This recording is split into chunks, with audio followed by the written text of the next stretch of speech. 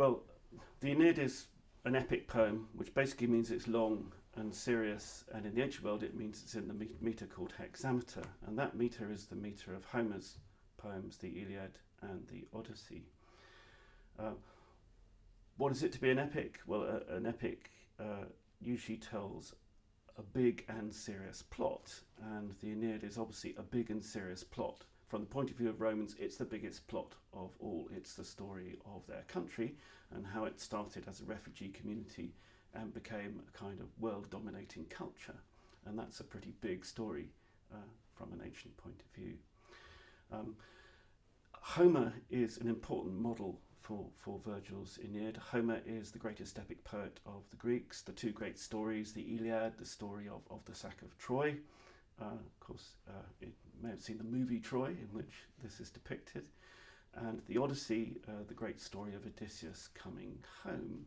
And in a way, the Aeneid's the combination of these two stories, because, of course, Aeneas is kind of coming home. He's going off to Italy to found a new people, but we find out in the course of the poem that the Trojans actually came from Italy originally. But it's also, in the second half, it's a new Iliad. It's a story of fighting, of war. And of course, war's really important to Romans because that's what they do as a culture, a very militaristic culture. So the Roman tradition of writing epic poetry had been basically, general comes back, has a triumph, employs a poet to write about his campaigns. Now what Virgil did was to change that. And so he took on a much larger concept of what the epic poem was. He went back to Homer. He imitated both Homer's Iliad and Odyssey.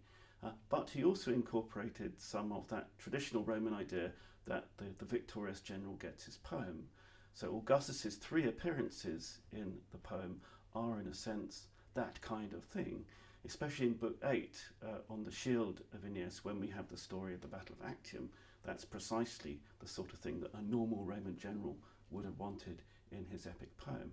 But where Virgil scores is he does all that. He kind of does your basic Roman epic poem that your general wants, but he combines it with the fantastic literary tradition of Homer, the most creative and original of Greek poets.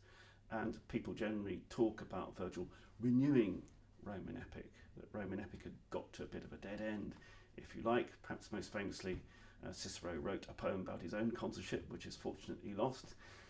But there's a certain idea amongst scholars that Roman epic had reached a kind of dead end in the first century, and that Virgil renews it by this new tactic of not just doing what the general wants, writing the poem about his campaigns, but also going back to this great treasure trove that is Homer.